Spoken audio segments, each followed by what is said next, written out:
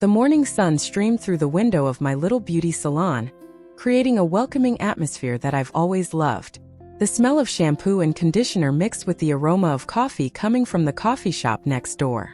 It was a simple and comforting routine, but today, as I was arranging products on the shelf, I noticed a familiar face passing by on the sidewalk. Thomas, the homeless man I often saw around the neighborhood, walked slowly, his gaze lost in his disheveled hair blowing in the wind. What caught my attention was not just his appearance, but the sadness that seemed to emanate from him. "Sarah, are you going to let this guy in again?"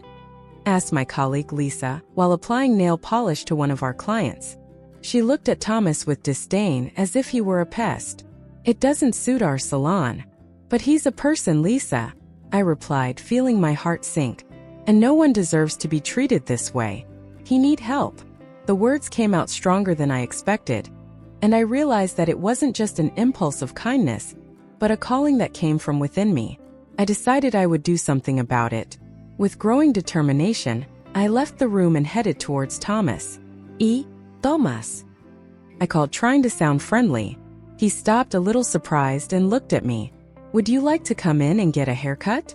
It is on me." He hesitated, looking around suspiciously. "Haircut? For me?" His voice was hoarse, as if he hadn't spoken for a long time. "Why would you do that?" "Because everyone deserves a fresh start," I replied, trying to convey to him the sincerity of my heart. "And you will feel much better." "Come, insist." The people around me watched as I let Thomas into the room. The atmosphere was tense. Some customers looked with curiosity, others with disapproval. But I wouldn't let myself be discouraged. What mattered at that moment was the dignity I wanted to give him back. After sitting him on the chair and covering him with a towel, I began to work carefully. His hair was matted and dirty, but I saw beyond that. "Have you ever thought about how you would like to see yourself? What kind of cut would you like?" He smiled shyly. "I don't know, something that would make me seem more normal?" His voice was shaking slightly, and I could tell he was feeling vulnerable but hopeful at the same time. As I cut, we talked. Thomas talked about the difficult days he faced, how he had a job in a store but lost everything after an accident left him disabled for a while. "I just want to start over, but I don't know where to start," he said, teary-eyed. "Sometimes I feel like life has already decided for me." "That could change," I said, trying to encourage him. "A haircut doesn't solve everything, but it can be the first step. We all have the right to start over." When I finished, I looked at his reflection in the mirror. The transformation was impressive. His hair was clean, well cut, and his beard was trimmed. Thomas seemed like a different, lighter man. "Wow," he whispered, admiring himself. I don't remember the last time I felt like this." "You deserve this, Thomas," I replied, feeling a surge of emotion. "Now go and conquer the world. You can do it." He turned to me, tears in his eyes. "Thank you, Sarah. You don't know how much this means to me." It was at that moment that I realized that sometimes small actions can generate big changes. But I didn't know that this simple decision to help someone would completely change my life and his. As Thomas left the room with a renewed shine in his eyes, I felt that something bigger was coming. A turn of events that neither he nor I were prepared to face. The day after my act of kindness, the atmosphere in the room was tense. I knew that the decision to cut Thomas's hair could cause repercussions, but I didn't expect the conversation I had with Mr. Roberts to be so quick and direct. As soon as I entered the salon, the familiar smell of hair products mixed with coffee and lively conversations welcomed me, but at the same time, a feeling of anxiety began to wash over me. "Sarah, I need to talk to you," said Mr. Roberts, his authoritative voice cutting through the hustle and bustle of the room. He was standing at his desk, arms crossed and expression serious. The rest of the team stopped what they were doing, heads turning towards us, as if they already knew something wasn't right. "Of course, Mr. Roberts. What happened?" I asked, trying to remain calm even though my stomach was in knots. "About what you did yesterday," he began, the coldness in his voice sending a chill down my spine. "Cutting that homeless man's hair. It tarnished the salon's image. You know we can't have that kind of client here." "It was just a haircut, Mr. Roberts," I defended myself, feeling my indignation growing. "I just wanted to help. Thomas was in need of some dignity, and I thought I could make a difference. You don't understand. What other clients think is more important than you realize. The salon is a business, not a charity center, he replied, his voice firm, but I could see a shadow of doubt in his eyes. But what if people also came here to see that we are more than just a business? That we can be a community? Doesn't that matter to you? I asked, frustration brimming in my voice. I can't afford to have clients like that. You have no idea what this could do to the salon's reputation. I can't let you stay here, he declared, and in that moment, the reality of his word, it sounded like a blow. So you're firing me? I asked, my voice shaky but determined. Yes, Sarah. It's the best decision for the salon, he said without hesitation. Those words echoed in my mind, and in an instant everything I had built, all the hours dedicated to my work, collapsed. I can't believe you would do that, I murmured, feeling tears pool in my eyes. I just wanted to help someone. I understand your intentions, but the truth is that we need to maintain the image of our business, he replied, sounding less human and more like an ice machine. You can grab your things and go. With a heavy heart, I started to collect my things. Every object I picked up felt like a reminder of my passion for what I did. My scissors, my apron, the photos on the salon wall that represented not just a job, but a part of my life. One of the colleagues approached, but I gestured so that she wouldn't say anything. Sarah, I'm sorry, she whispered, but I just shook my head, trying to maintain my composure. What more could I say? What else could I do other than accept this new reality? I left the room, feeling the weight of the world on my shoulders. The sun was shining, but its warmth failed to warm my heart. What would I do now? No job. No place where I could express my creativity and passion. As I walked down the street, my thoughts turned to Thomas. He had been so happy after the cut. Could he also be facing difficulties? Could I still help you in some way? With these thoughts, I decided that I would not let this resignation defeat me. I needed to find a way to start over, not just for myself but for Thomas as well. If he was seeking dignity, I needed to do the same. I would dedicate my energy to finding a new path. After all, both of their lives had changed, and somehow I could still make a difference. Chapter 3. Sarah's fight. I sit at my kitchen table, surrounded by bills that seem to multiply every day. Stress consumes me, and the sunlight that shines through the window cannot illuminate the darkness that has settled in my heart.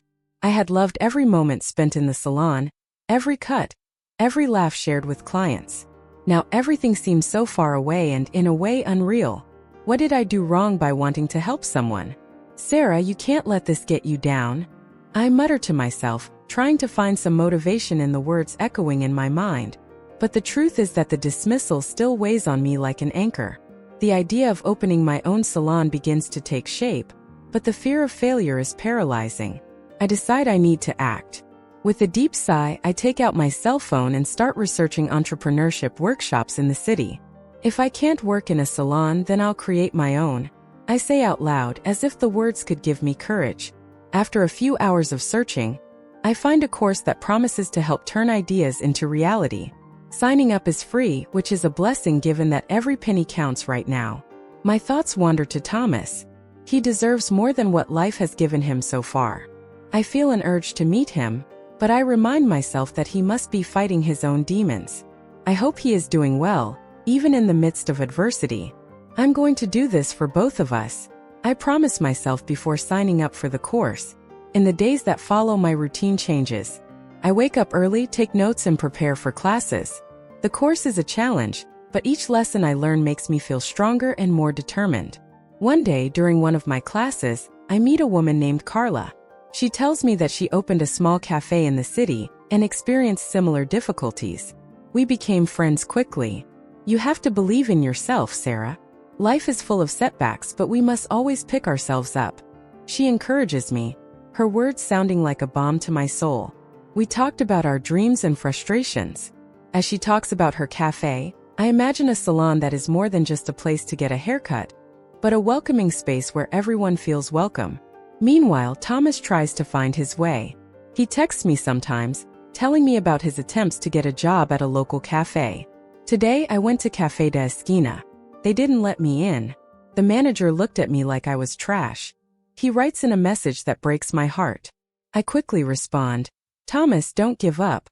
You are more than this image that people have. Keep trying. I am here for you. His fight makes me reflect on the difficulty that many face in the search for dignity and respect. Deep down, we are both looking for a new life, a fresh start. One day, I decide to look for a support group for people in difficult situations. Maybe I will find there not only support, but also the strength I need to continue. When I arrive at the place, I feel butterflies in my stomach. What if it's not for me? I think, but upon entering, I am greeted by warm smiles. People share their stories and their struggles, and I realize I'm not alone. An elderly man introduces himself. My name is Jorge. I lost my job in my home, but I'm here because I want to start over. Your words remind me of Thomas and how we all face our battles. With each encounter, I feel like I am rebuilding myself. The friendships I form there give me strength, and at the end of each session, I leave feeling lighter, more hopeful. You are strong, Sarah. Don't forget that, says Carla one day as we walk to the car. You will be able to open your salon and make a difference in the lives of many people. And so with each small victory, I feel closer to my dream. I am determined not to let being fired define me. Life is made of new beginnings, and I'm just starting mine. 6 months have passed since I made the decision to open my own salon. Time flew by in a strange way. The memories of being fired were still fresh, but the sense of freedom and fulfillment I felt seeing my little shop, Corte Corazzo, full of life, eclipsed all that. It was a cozy place with pastel-painted walls and a vintage armchair I bought at an antiques fair. The atmosphere was light and joyful, and I felt fulfilled seeing my idea come to fruition. That day, as I was organizing some fashion magazines on the table, the doorbell rang and I looked up, expecting to see one of my regular customers. But to my surprise, it was Thomas. My heart skipped a beat when I saw him. He was different, healthier, with an expression of hope that I hadn't seen before. Thomas, I called, running over to him. It's so good to see you. How are you? Hi, Sarah, he replied with a shy smile. I am fine. I was living in a shelter, and they told me I could start doing some job interviews. I thought I might come here and see you. This is amazing. I couldn't contain my excitement. Do you want a haircut? Or just a coffee? I'm making a new blend that's delicious. A coffee would be great, he said, looking around. Your salon is beautiful. It's so welcoming. Thanks. I really put my heart into it, I replied as I made 2 cups of coffee. I have always believed that a place should reflect who we are, and I wanted people to feel at home here. After we served coffee, we sat at a table near the window. The afternoon sun lit up the room, and I could see a sparkle in Thomas's eyes. I'm not very good at talking about this, he began nervously, but after you cut my hair, something changed inside me. I realized I needed to do something different, and I looked for help. I started taking care of myself, you know? Not just on the outside, but on the inside too. That's wonderful, Thomas. You deserve all the opportunities in the world, I said, encouraging him. And I want to help you. If you need a resume, or if I can help you prepare for interviews, I'm here. He smiled, a smile that lit up his face. It would mean a lot to me. I really want to get a job, not just for myself, but to show that I'm not who people think I am. You are so much more than that, I stated. We all have the right to start over. And you are an example of that, Thomas. As we talked, I couldn't help but notice how the connection between us grew stronger. It was a bond that went beyond compassion. It was a friendship born from the desire to overcome. He told me about the difficulties he faced at the shelter and how some people still looked at him with disdain, but he also shared his small victories, like learning to cook and helping serve meals at the shelter. One day I want to have my own place just like you, he said, daydreaming. A place where people can feel welcome, no matter who they are. You'll make it, Thomas. I really believe that, I replied, full of hope. And when you have your seat, I'll be the first to pay a visit. The conversation flowed naturally, and it was as if time didn't exist. At the end of the afternoon, Thomas said goodbye, promising to return soon. As I closed the hall, I realized that, despite the challenges we still faced, the light of hope had lit up in both of us. I was determined to help Thomas find his path, just as he helped me rediscover my purpose. Life was starting to pick itself back up in ways I never imagined possible. The day started like any other, but there was a tension in the air that I couldn't ignore. My salon was abuzz with laughter and soft chatter echoing between haircuts and blowouts. However, the glow of success was about to be dimmed. When the doorbell rang, I looked up and saw Mr. Roberts enter, his air of authority even more imposing than I remembered. He addressed me with a smile that seemed more forced than sincere. "Sarah, do you have a moment?" he asked, and I felt my heart speed up. I didn't know if I was ready to hear what he had to say. "Of course, Mr. Roberts. What can I do for you?" I replied, trying to keep my voice steady. He hesitated before speaking, as if the words were stuck in his throat. "I have been following your progress. Your salon is doing very well." "Thanks," I said, crossing my arms. "It was hard work, but it was worth it." Yeah, he continued. "In fact, I would like to discuss a possible partnership." A feeling of butterflies in my stomach took over me. "Partnership? Like you?" "Yes. I realize I made a mistake firing her. And now seeing what you've built, I want to redeem myself. We can work together. Maybe even invest in your salon." I didn't know whether to laugh or cry. The anger and indignation I felt was palpable. "Mr. Roberts, you can't just go back and expect me to forget what happened. I lost everything because of you." He lowered his head, as if the words of reproach were an unbearable weight. "I understand, but I really want to change. I want to help. And you think one investment is enough to erase what happened? For me, and especially for Thomas." Thomas's name hung between us like a shadow. I couldn't help but think about his struggle, about the doors that closed in front of his dreams. He's still trying to get back on his feet, and you were one of those responsible for dismantling the trust he had. Mr. Roberts looked at me, his eyes now conveying a sincerity I hadn't noticed before. I'm willing to listen. I want to understand how I can do things differently." It was at that moment that I realized that I couldn't pass up the opportunity to make a difference, not just for myself, but for Thomas and all those who feel invisible. "If you really want to change, then we need to talk about inclusion. It's not just my success that's at stake, but that of everyone who has the right to a second chance." He nodded and I continued, feeling the adrenaline rush through my veins. "For every client that walks into my salon, I want them to feel like they are valued. And that includes offering opportunities to those society has forgotten. I'm not sure you can understand this, but I can't just accept an investment without a real change in your approach." "And what do you suggest?" he asked, looking genuinely interested. "I want you to commit to supporting not only my salon, but also projects that help people like Thomas reintegrate into the job market. We need a space where people can be welcomed and not judged."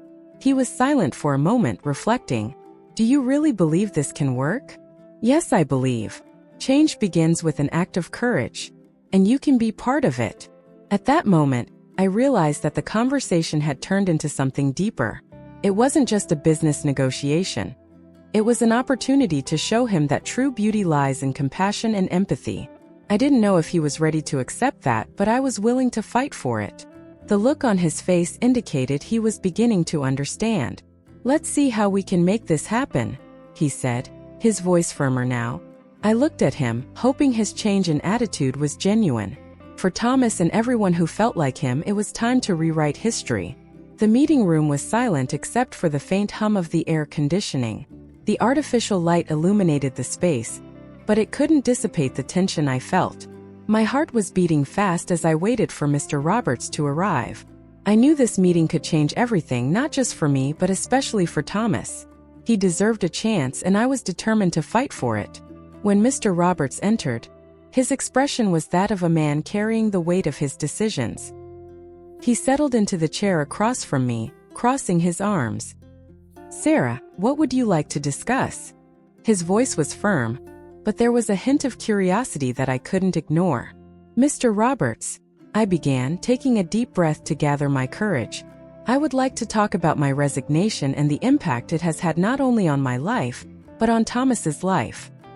He raised an eyebrow, but didn't interrupt. When I cut him off, I wasn't thinking about tarnishing the salon's image.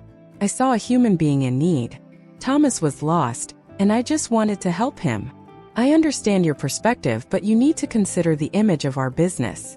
We need to maintain a certain image," he replied, trying to justify his actions. But the true essence of a business should be empathy and inclusion. I replied, more fervently than I intended. Thomas is not a stigma. He is a man who wants to change his life just like me. I want you to see what kindness can do. Thomas has incredible potential. Mr. Roberts seemed to consider my words. How can you be sure he will behave well in a work environment? Because he deserves a chance. We all do. He's been through so much suffering, and now with a little support he can bounce back. I refuse to believe that the past defines who we are. I felt the emotion rising in my voice, but I couldn't stop. I want you to think about how your support could not only change his life, but also show the community that the salon you own really cares. That there is room for everyone here. Silence settled in again. I could see the internal battle raging in his mind. He looked down, as if assessing the severity of his actions. What if I decided to invest in you and your salon? His voice was softer now. What would you do differently? I wouldn't just run a salon. I would create a welcoming space, a place anyone could feel comfortable coming in, regardless of their background. I would use what I learned to ensure Thomas and others like him have job opportunities, starting over. Finally, Mr. Roberts looked into my eyes. Do you really believe this can work? Yes, I believe it. Kindness can transform lives. I replied, feeling hope well up inside me. And if you really want to make a difference, this is the right time to start. He took a deep breath, and what seemed like an internal struggle began to dissipate. I'll consider your proposal, Sarah. And if you're willing, I'd like to help structure an inclusion program at the salon, one that really makes a difference. A spontaneous smile appeared on my face. Are you serious? Yes, I am. And as for Thomas, if he's willing, I can offer him an opportunity at my restaurant. He deserves a chance. My tears started to slide down my face. Thank you, Mr. Roberts.